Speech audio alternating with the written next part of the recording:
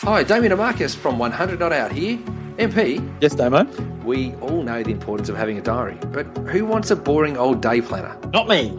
Enter the Journey of Me. Ta-da! The incredible 8-month wellness journal designed especially for wellness peeps like you. Yes, Damo, this beautiful 8-month wellness guide is filled with questions, planners, exercises, reflective notes and more. Endorsed by the Up for a Chat girls and loved the world over, the Journey of Me is a must-have if you're ready to live your best life for life. To purchase your very own Journey of Me and receive a free set of inspirational postcards, simply enter the code COUCH at www.wellineux.com. That's www.wellineux.com.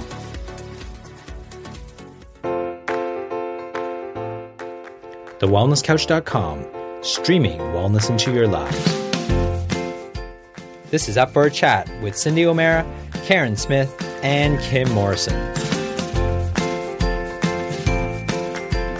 Here we are, up for a chat about the hottest topics that are important to you, inspiring you to awaken the change within.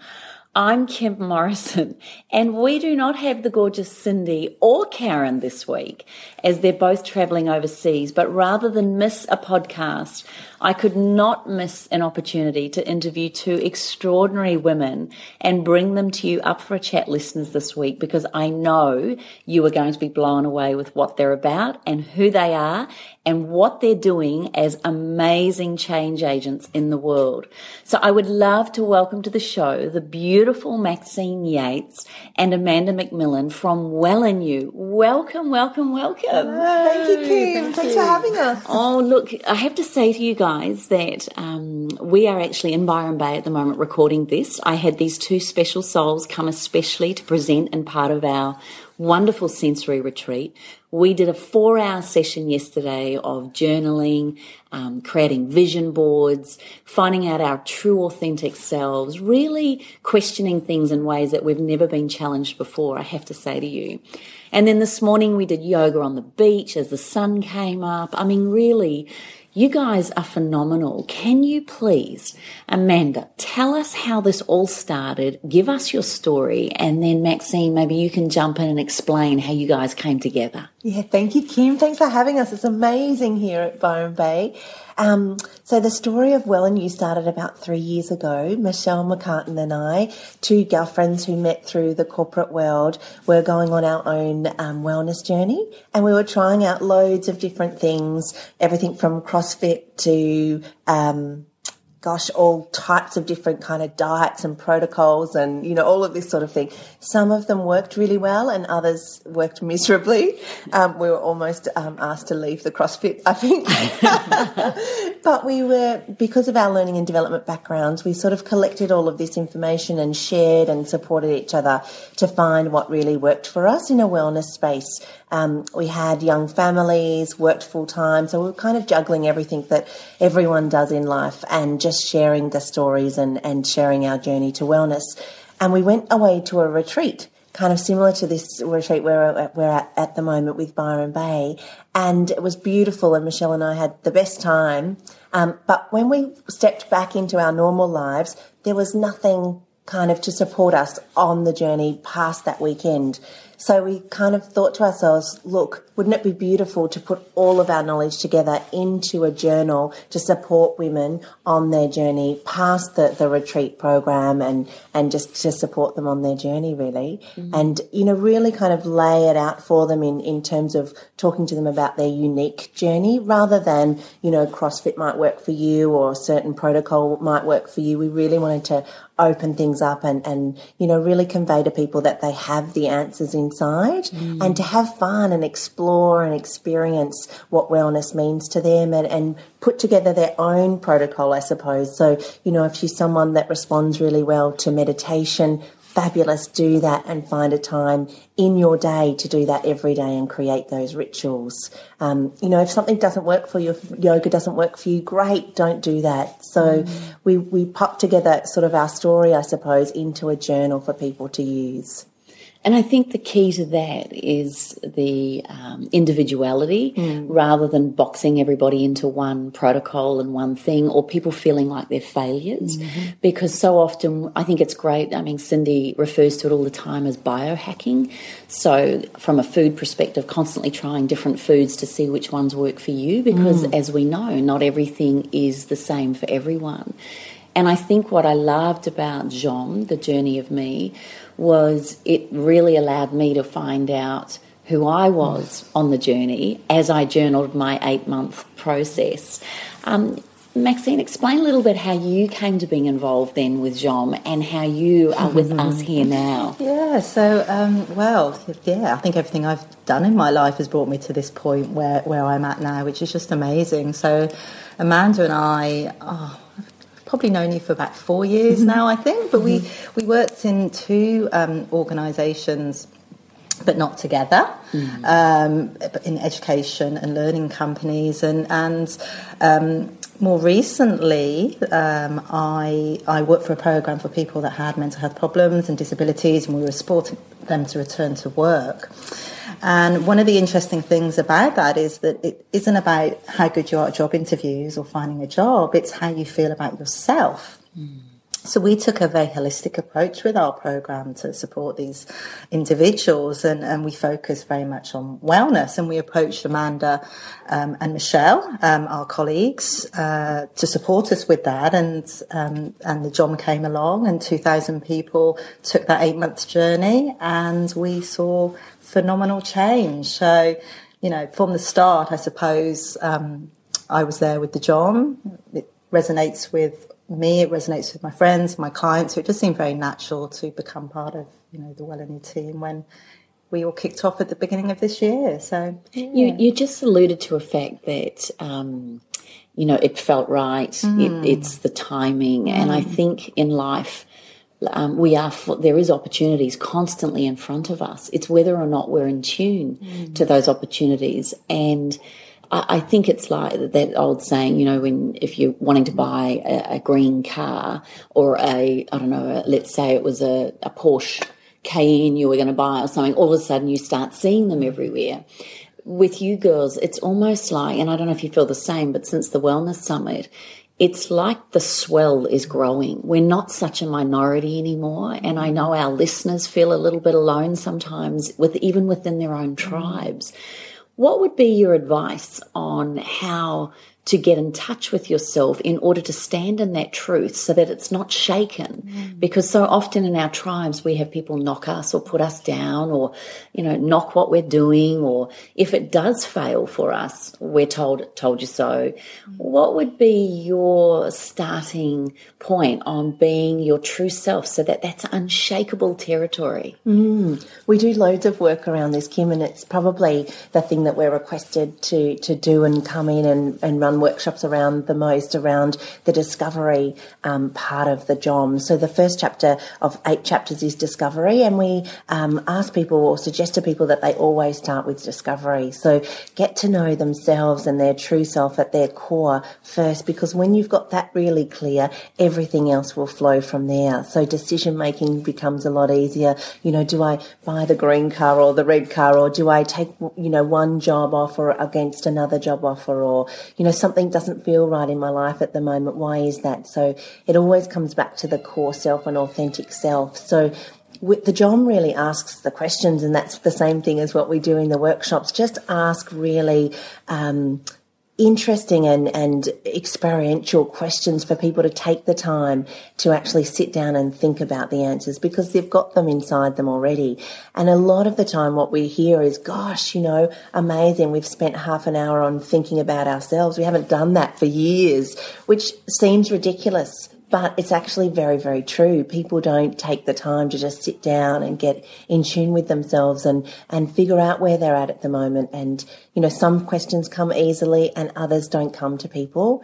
And so what we encourage people to do is practice every day if they can, or every week at least, around those questions, and, continue to journal about them, write down the thoughts. It might be one word. It could be, if you're a writer, you might write a page, but just to continuously check in on where you're at and your core, and, practice, experiment, get it really solid for you. Yeah. One of the things that you ask in the genre, so this book, this journal is, as you said, it's an 8-month journal. So you record everything you do on a daily basis around 8 different areas of your life, which I love, because most diaries you can kind of write whatever you feel, but this keeps you quite focused and allows you for one whole month to think about your nutrition, for example.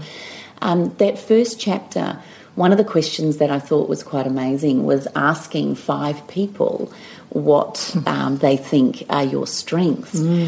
I even found that hard asking the question, So one of the nicest things since I've completed the genre journey was I now ask everybody to ask someone sitting next to them or someone that knows them, what do you think are your strengths? And we even did that in the car, on a car trip the other day with the kids and my husband. And so we went round in the car telling each other what we think our strengths are, which I think is a really powerful ritual in itself, because we all find fault. I think if I listed and asked everybody right here and now to tell me 10 things they don't like about themselves, they'd rattle it off quite easily. But now ask them to say 5 things that they think are extraordinary. Why is that? Why do you think that happens? I think we do. I think all of us have this inner critic in us. We're not good enough. We can't do this. We tell ourselves over and over again that we're not right, and it's such a shame. And I think one of the things that is beautiful about the JOM and the other things that we do at Wellineux is that we really encourage people to focus on mindfulness. So how it really is, as opposed to what you think it is. So not allowing that clutter and those thoughts to overtake you. And so by asking people and getting a little bit of reassurance, we can start thinking, well, okay, I am okay. I am good at that. And start forming those new neural pathways that I guess are a little bit skewed with our inner critic and our negative thinking. So I think it's with the pressure of today's society and the busyness, we don't take the time to stop and be mindful and think that we have so much, that we can be grateful for so much, that we can offer so much, that we are so much just as we are. So I think, a beautiful exercise is to always speak to other people, find your choir. We always talk about finding your choir, so people that you trust and believe in that can give you the honest answers, and you can start silencing that inner critic. Do you think mindfulness is easy for people?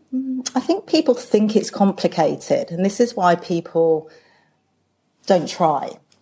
So one of the things with mindfulness is we're all capable of it, because it's just taking a moment to focus on what's going on around you, and not judging what's going on around you. So because we're bombarded with I think it's 80,000 thoughts a day, which is just phenomenal when you think about it, we can just notice that we've got 80,000 thoughts a day, and that's being mindful. So we're not trying to silence those things. That will just come the more we practice. So I think people are really scared of the term mindfulness. I think people think it's connected with religion, but it doesn't have to be. It really is simply just noticing, and it could be noticing your breath, noticing what's around you. Well, just an exercise we did this morning, just before we entered the path into walking down to the beach, Maxine got us all around in the circle and just said, look, you don't have to not talk, but I invite you to listen to the sounds, be aware of the smells, be aware of what it feels like, because we're in bare feet. So even that in itself is being mindful, because so often we put our heads down into our phones, or we are talking, and the chatter means we miss things. And this morning we didn't miss a lot because we were so mindful, like a massive, hairy, 8-legged creature that was just sitting there. And the cockatoos that flew over us, the beautiful whippet birds, the amazing sound of the crunching leaves, I was really aware of the taste of the salty air. I could hear people's breath, and all of a sudden I just went to myself, this is what meditation truly is. This is what being mindful is, I read a book called Happiness Now by Thich Nhat Hanh, and he said meditation is not sitting there cross-legged in the position for 20 minutes twice a day. It's being mindful, and we can slip in and out of that. Do you think it's something that we need to practice, or do you think it's something that comes naturally once you're aware of it? I think it comes more naturally, Kim, the more we practice it. And I think that, as Max was saying, I think people are a little scared of what it means. Do I have to find 20 minutes twice a day to fit this in?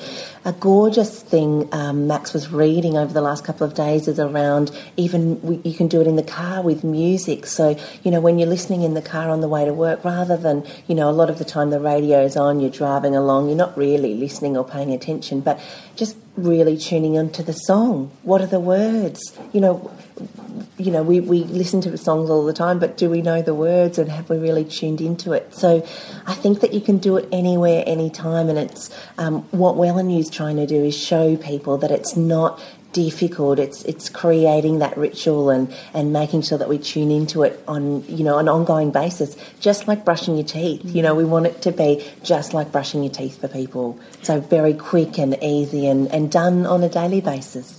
And often, obviously. Yeah. On that note about music, I know a lot of young people get a lot of grief about the type of music they listen to, and certainly I have given my son a lot of grief over time around the heavy rap. And, in our day, swearing in songs was not common. Certainly not dropping the N word or the F word and all of this. But so it's been quite hard for me to be driving along in the car with him with his rap music, absolutely hammering it out. There's one song that again we're playing on the car trip, and I said to him, "Oh, Jacob, this is disgusting. Turn it off." And it was obviously this gorgeous black guy, but it was like, I hate the sound, I hate the music, I hate the people, I hate the racists, I hate the whatever. It was awful. And I said to him, "Jacob, this is awful." And he goes, "Mum, listen to the words."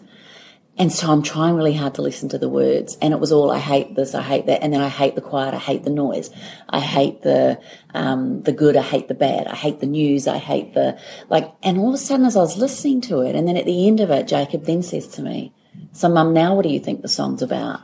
And I said to him, well, it actually sounds like he's talking about the way we people talk, like we all say we hate so many things all the time, because one minute he was saying he hates the good, and then he said he hates the bad, and then he looked up, there's an app that you can look up that deciphers what these musicians are actually saying in their music. And then he read it to me, and this beautiful musician, and forgive me for not knowing his name, I think it might have been someone like Drake or something like that, but he was saying that so often we say so nonchalantly how we hate this, we hate that, and yet it's really the negativity that's going on between our two ears that creates those conversations.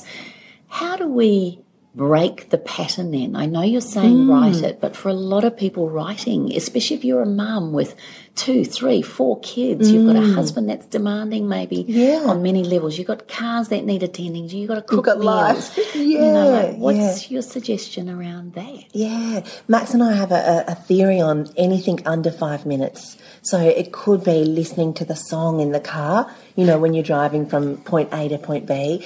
And, when you're listening to the song, if, you get emotions like, oh, gosh, turn that off, Jacob. That's really beautiful to think about as well. Why do I feel like that?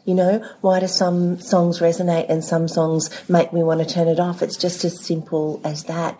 But, rather than journal, some people like to talk into their phone. So, short walk to the shop, talking to your phone rather than journaling. It could be, for example, for me, it's very visual. So it's sticky notes everywhere with, how can you be 5% happier today? So just looking at that stuff as you walk out the door, that's a couple of seconds of mindfulness. Look at that, sets up your day beautifully. So a whole lot of stuff, that we can do under 5 minutes really helps people.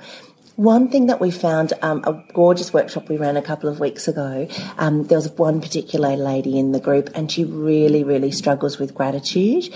And what she was trying to do is every night, she was very dedicated. She had her own journal, someone else's journal, but it was really great. It was around gratitude, and it asked her to reflect on her day and talk about what she was grateful for in her day.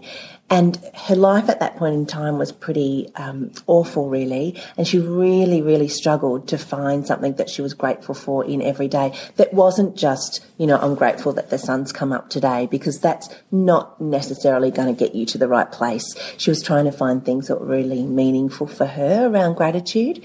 And so it was really lovely, because we all kind of sat around and talked about this and talked about how it was terribly hard for her to find things that were genuinely she was grateful for. So we kind of flipped that on its head and said, well, start with other people. So start giving gratitude and appreciation to other people rather than trying to find it in yourself. So that, I think, is a really easy way to build that ritual up. So rather than kind of beat yourself up because I can't find anything that I'm grateful for in my life and this doesn't work and, journaling's crap and put that away and all of those sorts of emotions, find something that is easy to do for you and chip away at that every day. And once you can do that and give other people appreciation and gratitude, it's much easier to fill your own bucket. So start by doing things that are achievable and don't concentrate on things, or don't kind of beat yourself up if something's not particularly working for you. Find something else. And that's, where the choir works as well. So to be able to say to someone, oh, look, I'm trying this gratitude thing and it doesn't work. What are you doing? What are some suggestions? I think again, it comes back to that inner critic in us, and we beat ourselves up because, sometimes we do feel the world's against us and we have very negative feelings, and what comes out of our mouth is very negative. And the first step is accepting that that's how it is. And, we're just, that inner critic's kicking in again as soon as we become negative about our negative thoughts and our negative speech. So for so many of us, we try and push the negative feelings down. We try and hide the shadow. We think that'll make us feel better. But I think by practicing gratitude, mindfulness, all of these techniques in a small, very small way, we can sit with those feelings and just accept that they're there. If we feel we hate the world today, well, okay, that's how we feel. We hate the world today. There's absolutely no point in trying to put it in a box. It's just got to come up. And the more we do that and the more we practice that, and eventually in time, hopefully some of those feelings, those negative feelings, will dissipate and we'll start to feel more ease with ourselves and our thoughts. But it is a practice. It absolutely is a practice to become conscious about some of those things. And some of the tools and tips that we give away at Wellineux just enables people to, I guess, that pre-conscious stage. It will enable them to come to that aha moment. That's what I think. Do you think, one of my therapists has always said, and she's 90, she always says, you've got to feel it to heal it.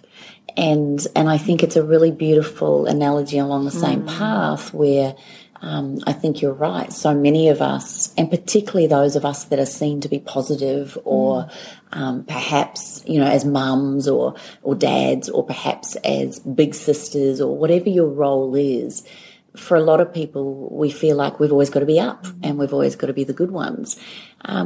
What would you say to someone right here, right now, listening to this, driving along their car? They're going through a tough time right now. It might be that they're witnessing someone they love going through a tough time, or they themselves are just really, they're welling up even hearing our words. What would be your advice on what would be your first step? I would say feel it, well up. Feel that you're welling up. Let it, if you can't let the tears go, just acknowledge that they're coming or they're there. Because if we try and stifle that, we're not going to feel it till we heal it. We absolutely have to just hold on to that pain, acknowledge that it's there.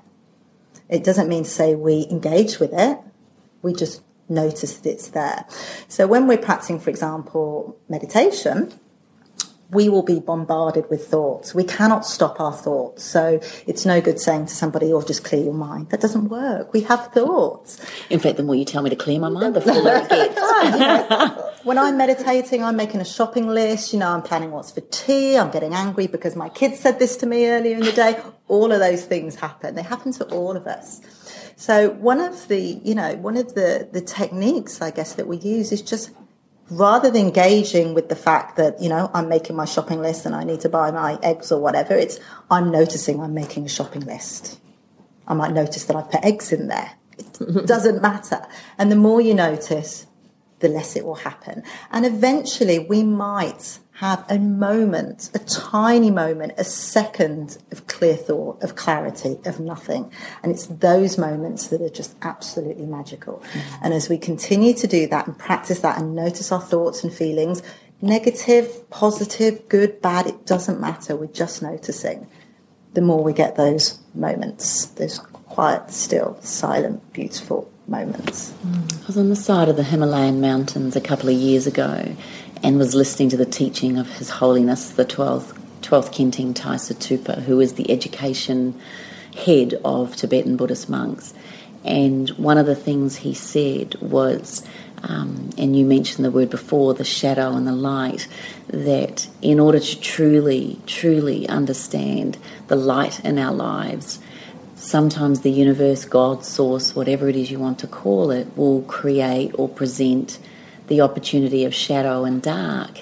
So I've always had this philosophy that even though, and I'll be absolutely honest, when I'm in the middle of the shadow or the dark and I'm in tears or and some of those things have been quite horrific and some of them have been fairly minor, either way, when you're in it, the last thing you want to do is feel it. You just want to do everything you can to avoid it, and you hate it. And I think as human beings, we tend to move away from pain rather than understand what it means to be in pain.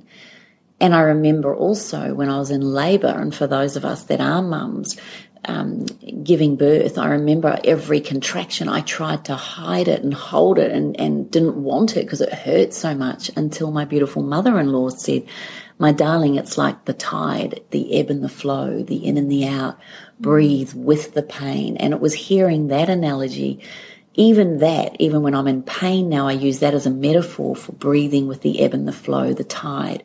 But His Holiness said, in order to understand light, we have to have dark. I'm yet to meet a human being that has really, truly experienced life in 100% bliss.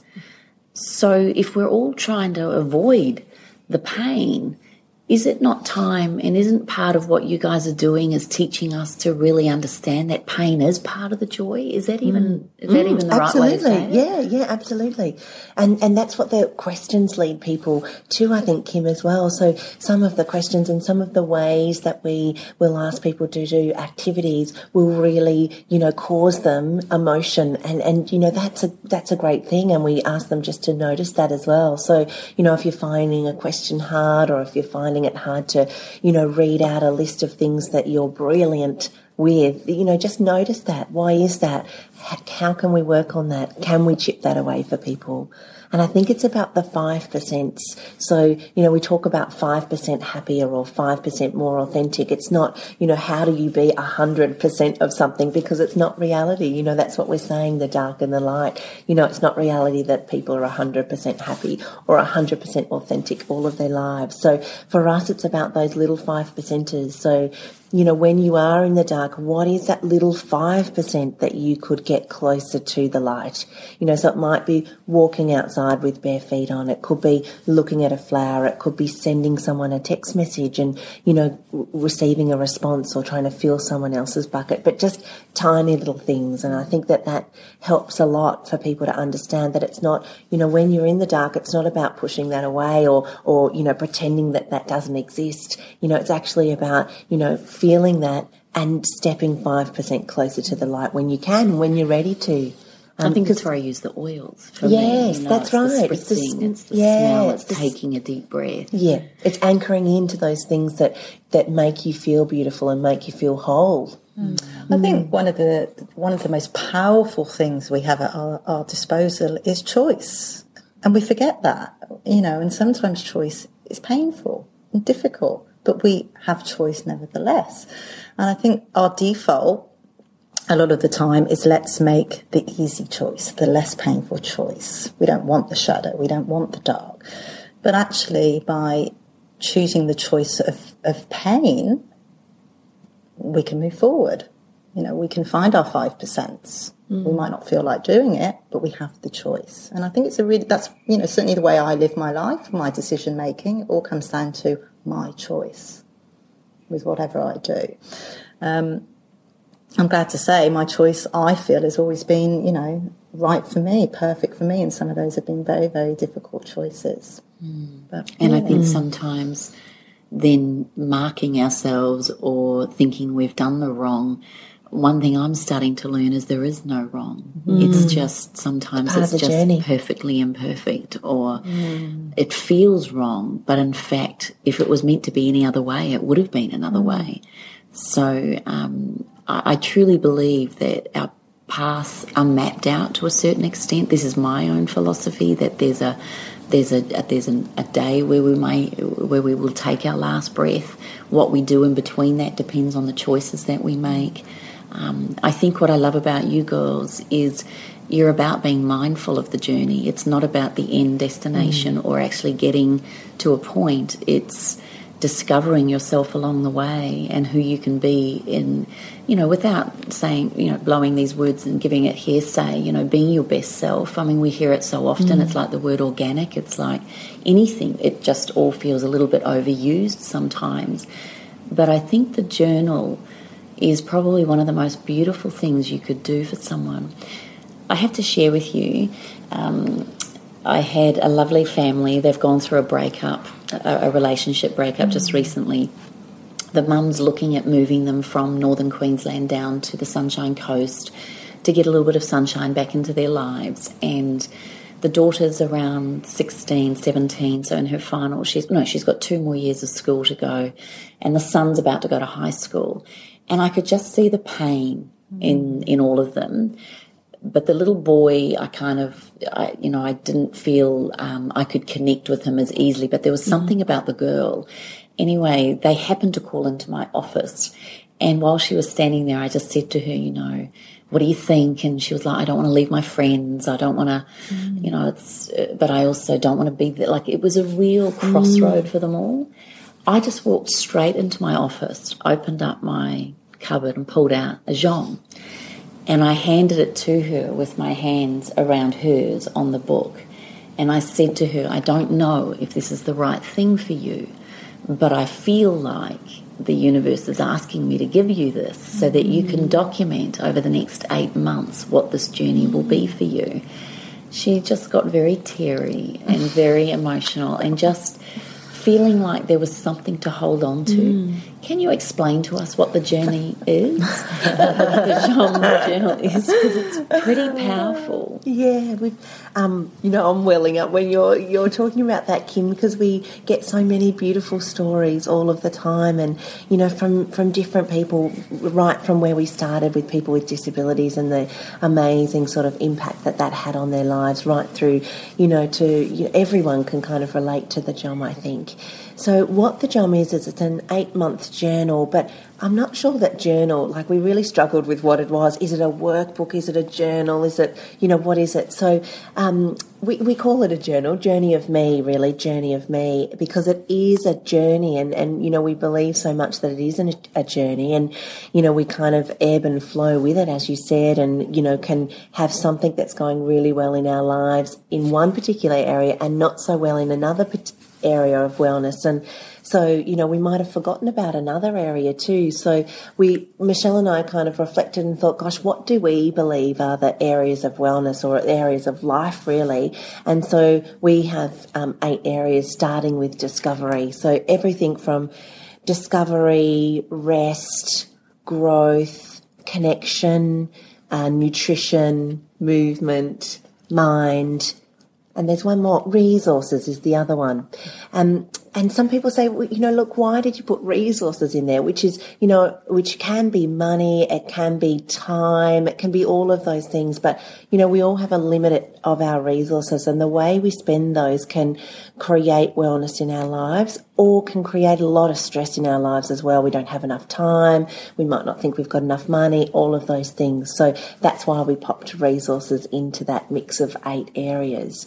And basically what it is it sets up every month with a particular topic. So one of these 8 areas we concentrate for the full month, rather than sort of mix them around and you know, be overwhelmed by them. We think, gosh, let's just focus in on one particular area and think about that and what's right for us in that. So at the beginning of the month, it sets up a whole lot of activities and reflection questions. So again, we believe that everyone has the answers within. It's just the question that they need to be asked.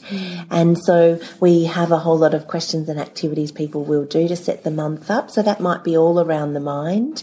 And then there's the journal pages for every day of that particular month. And that's just a way to check in with people around how they're going. What are they implementing? Is it working? Is it not working? Being able to allow people to pick up on things that are not working really quickly. And, you know, why would you do it for 30 days if it's not particularly working for you? So really giving people questions every day so that they can tune in on, yes, this is working for me, or no, it's not, or how do I change and morph what I'm trying to do to bring me out to the other side at the end of the month. And then at the end of the month, we have a reflection. So, you know, what are the things that you've learnt during the month about yourself that you want to hold on to? And what are the things during the month that you've found out about yourself that you probably don't want to do again and don't want to experience or try again? And that's absolutely fine. So that's what we do across each of the areas of the JOM. And hopefully at the end of that 8 months, you've got a beautiful, detailed picture of yourself and what works for you and what doesn't work. But really it doesn't stop there. You know, it is a journey and these things will change and morph. And Michelle, who I mentioned before, who founded the company as well, she's in Devon and she's writing the next journal, which is, again, about the 8 areas, but it's a kind of a more free-flowing journal. So when people finish the initial 8-month program, they can go on and continue that journey of reflection and activities and, you know, just being more mindful. It's got a whole lot of mandalas in it and things like that we've learned work across the journey as well. And it's meant to be fun, you know, the journey is fun. And we're so obsessed, I suppose, in today with our goals and getting there. So, yeah, for us, the journey of me is really about just enjoy your day to day. Just enjoy what's happening now. Let's not focus too much on, well, I need this amount of income, or I'll be happy when, you know, I can meditate. Or do yoga. You know, I can bend backwards or whatever it is you're into.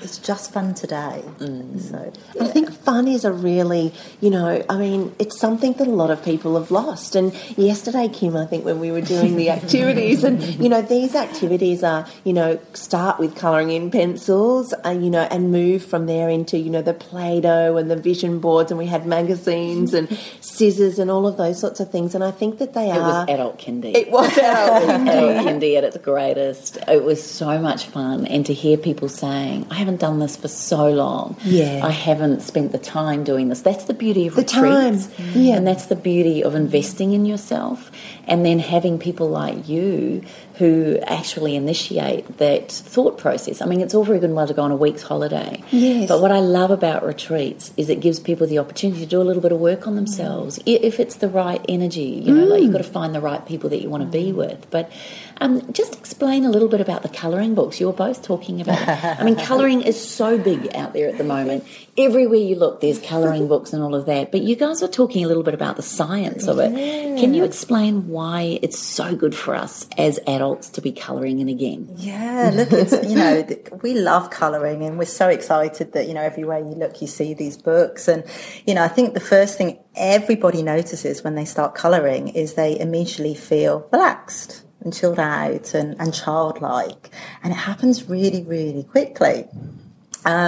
So we have a friend of Wellineux who is a doctor in this space, and so we were chatting to him around it and the science behind it. And what's interesting is within our brains, when we're active and we're talking with each other, or we're doing some work, our brain is in beta waves. So they're very, very busy, very active.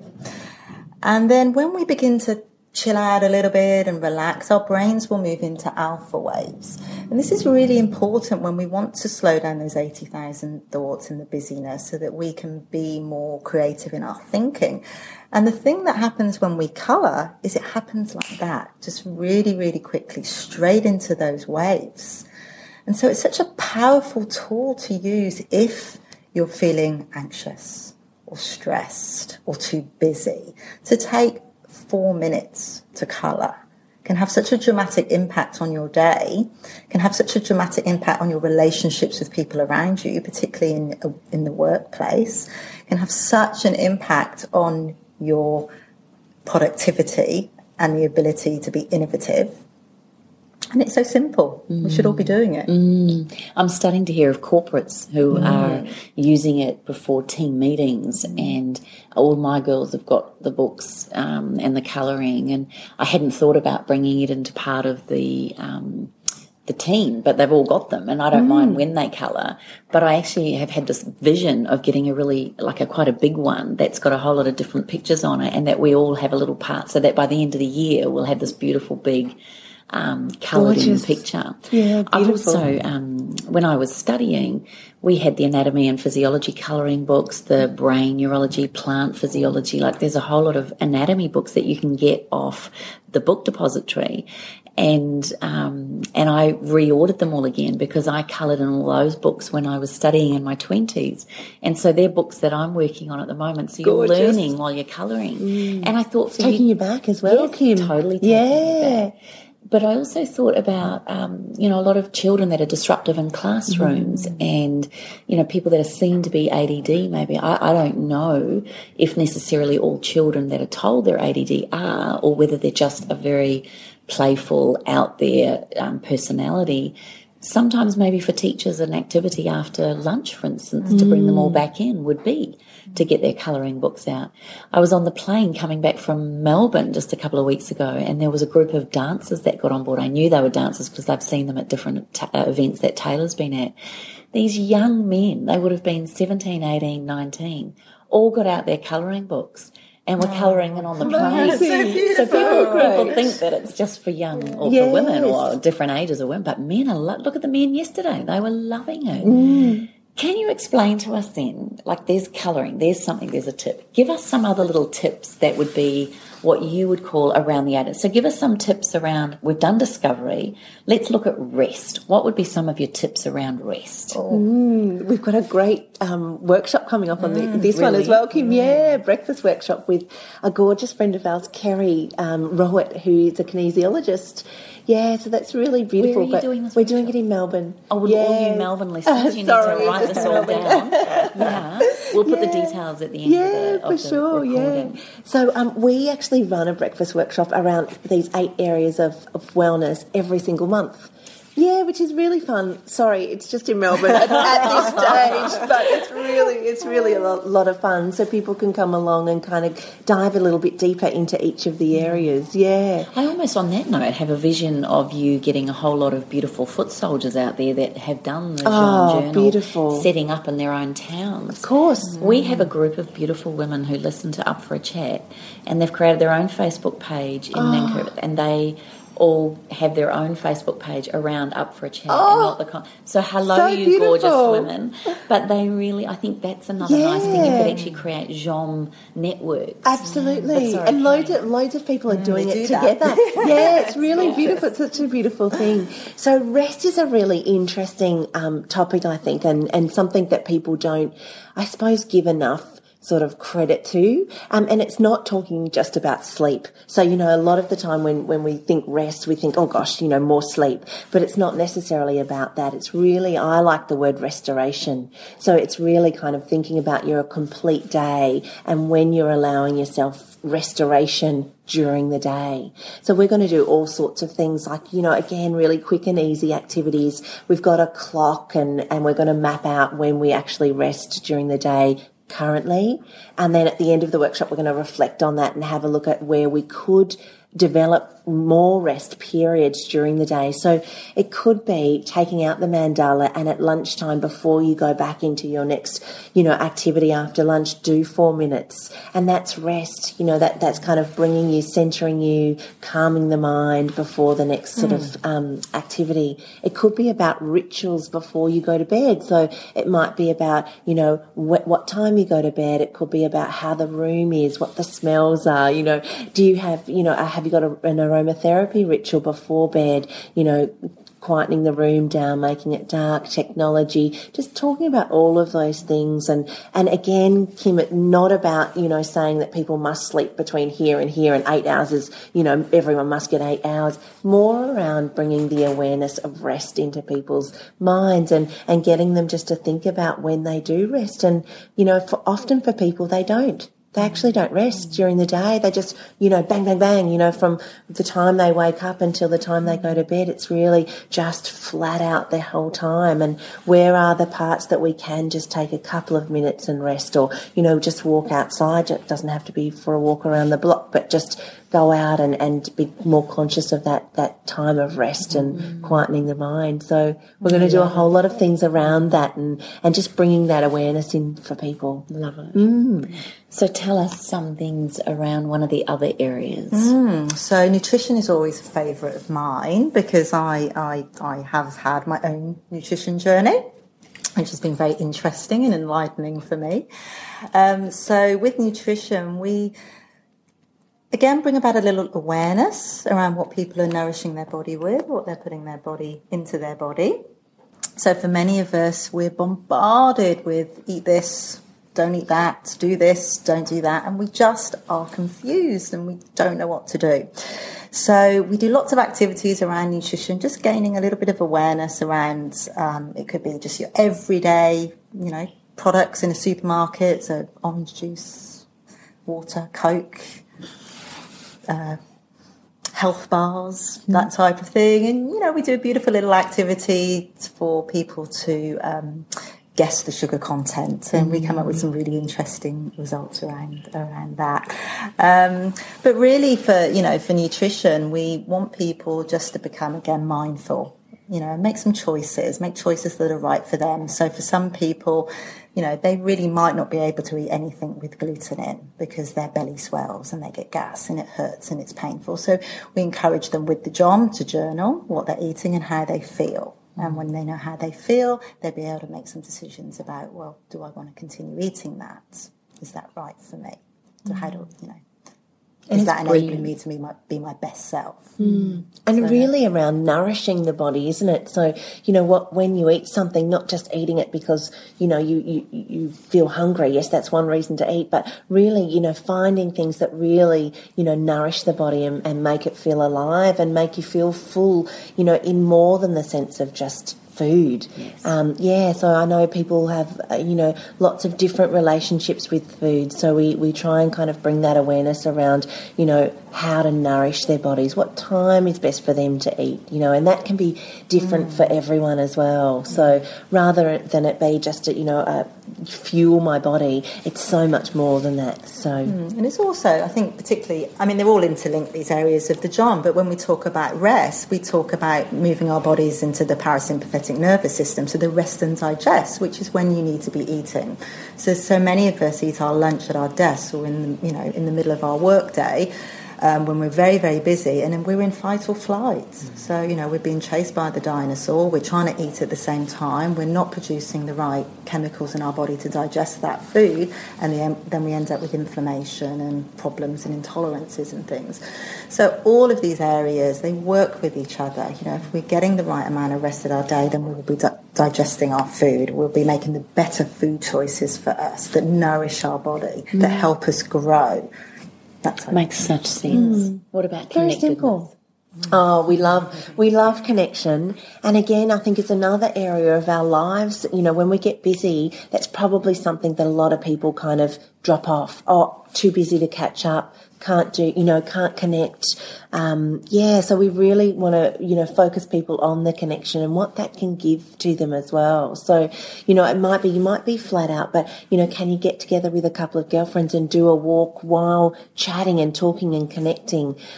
So just those times of the day that you can actually connect in and feel, share things with other people and gain from them, let them fill up your bucket and you fill up their bucket, but not not feel so isolated on the journey, I think. And, no matter if you're at home and you work from home, a lot of people do these days, how do people stay connected and probably, more connected than, for example, on Facebook or social media or through the web. So really trying to get those other connections happening as well. So it might be a phone call rather than all through text message or those sorts of things. So getting people to really have a think about that, and when are they really truly connecting with other people, and what are they getting from those different relationships as well. I know when I was doing that chapter, became very mindful of how many times I say, we must catch up. Yes. Oh, no, look, we really must, and I thought, is that just a throwaway line? Because unless I really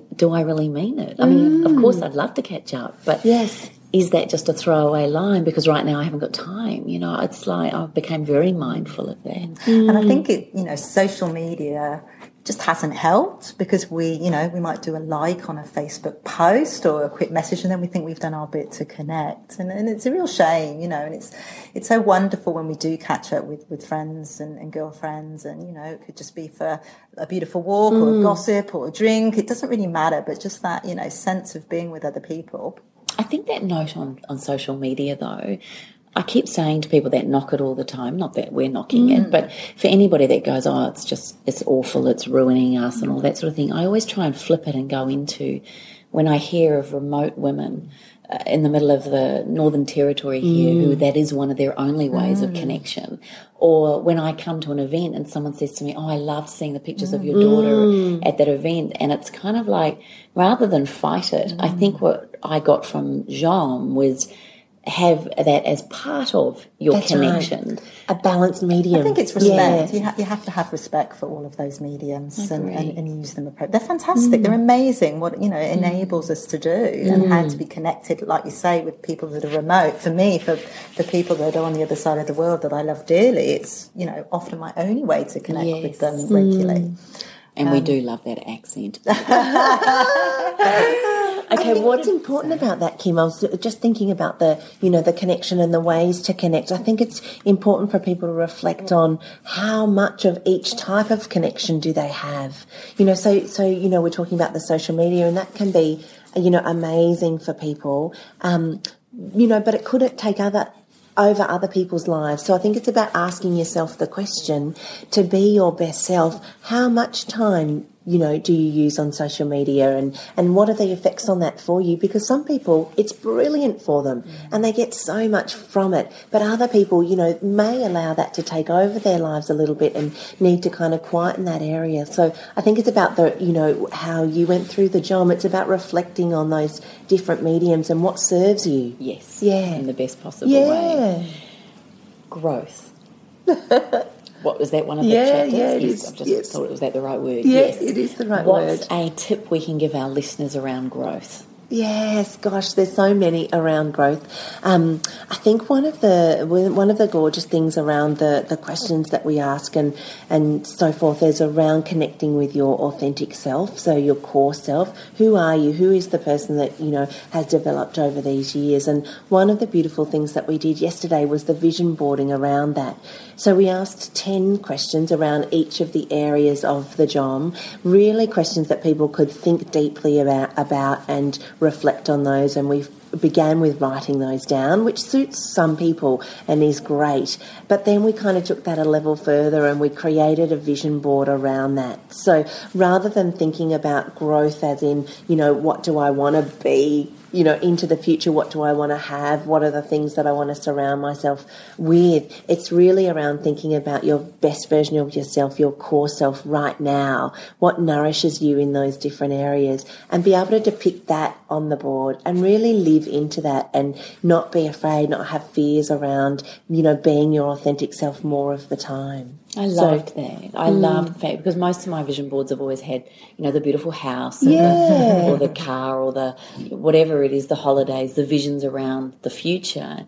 And yesterday was really like there was a picture of a bird flying in the sky, and to me that meant business class flights that were just amazing. It meant soaring above the clouds. It meant rising above. It meant being free. Like it had a whole different connotation around what I've always seen as my vision board. So I think Pinterest has been an amazing social media platform for that. But there's still nothing like the actual making your own little vision board. So I really appreciated that. Yeah.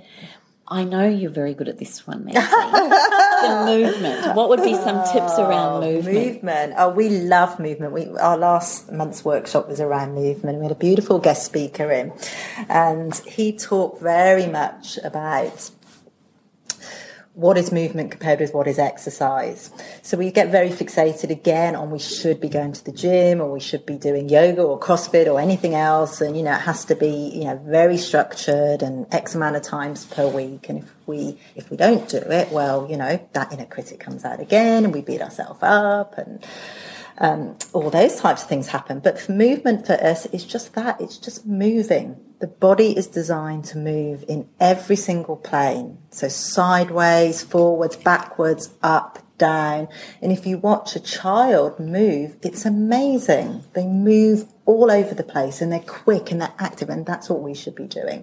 So when we encourage movement, we encourage incidental movement. So if you're gardening, if you're doing the housework, if you're, taking the stairs instead of the lift, absolutely, if you love CrossFit, yoga, or anything else like that, then do that. That's perfectly fine, but mix it up a little bit.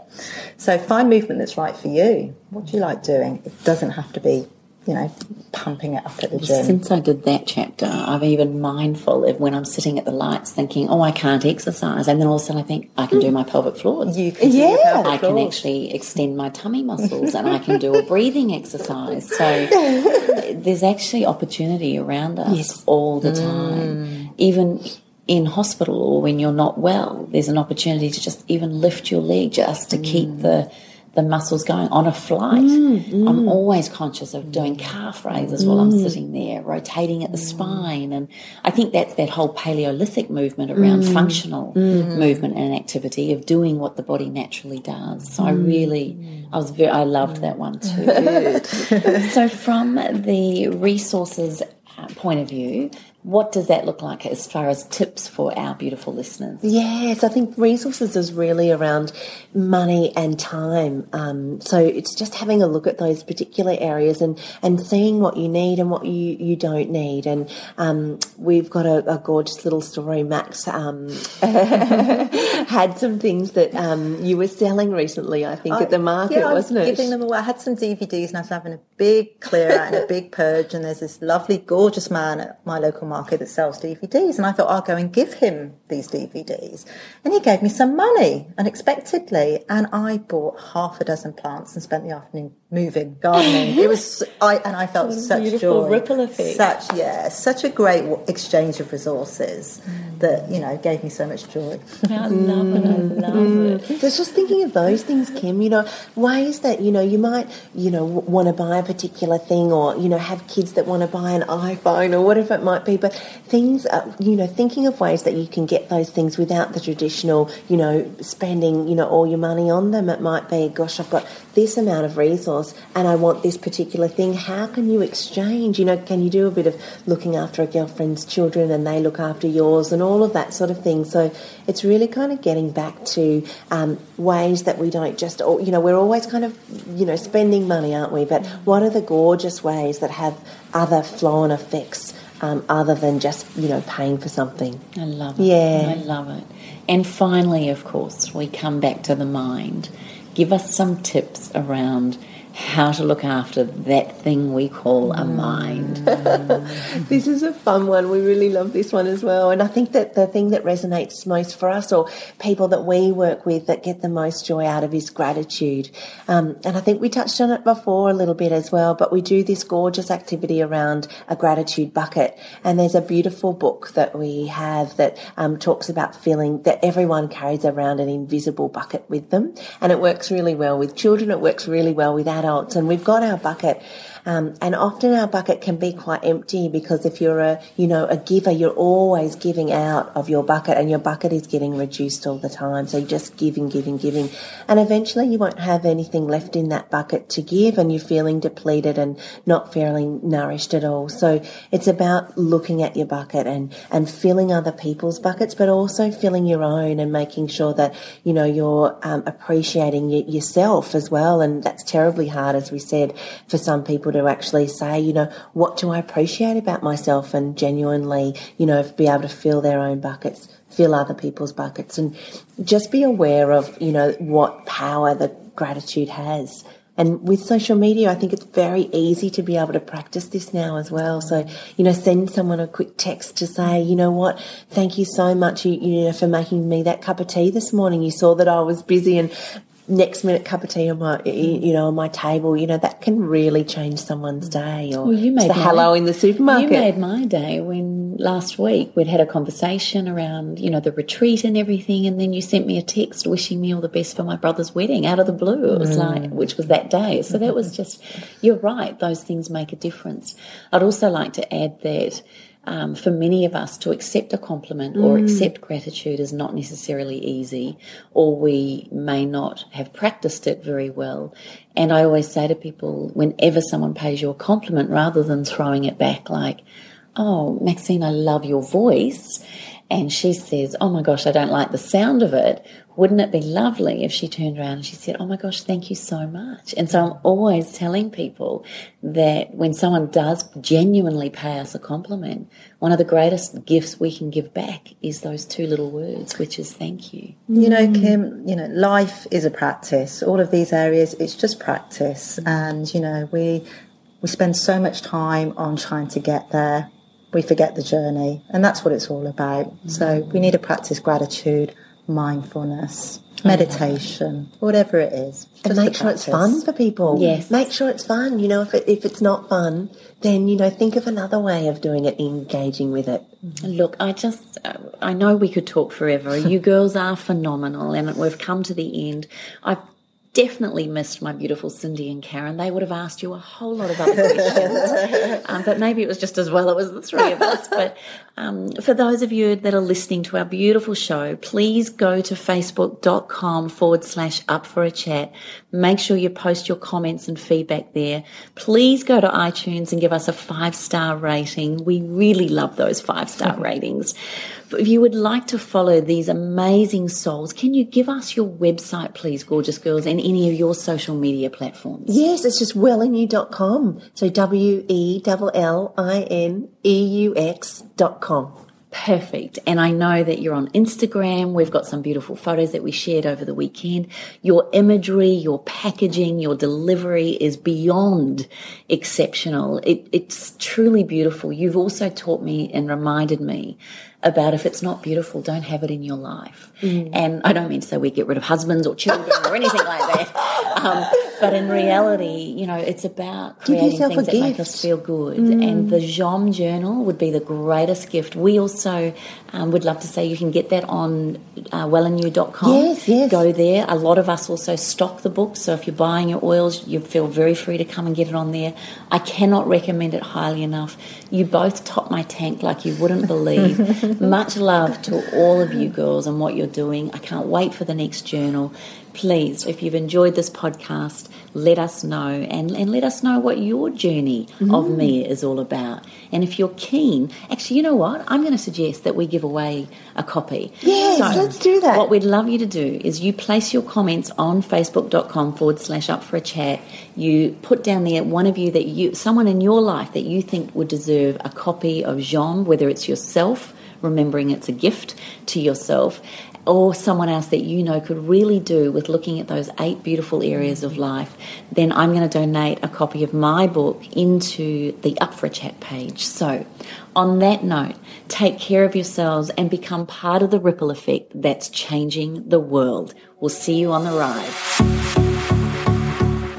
This has been a production of TheWellnessCouch.com. Check us out on Facebook and join in the conversation on Facebook.com/TheWellnessCouch. Subscribe to each show on iTunes and check us out on Twitter. The Wellness Couch, streaming wellness into your lives. Whilst the Wellness Couch presenter endeavor to provide accurate and helpful information to their listeners, these podcasts cannot take into account individual circumstances and are not intended to be a substitute for health and medical advice from a qualified health professional. You should always seek the advice of a qualified health professional before acting on any of the information provided by any of the Wellness Couch podcasts.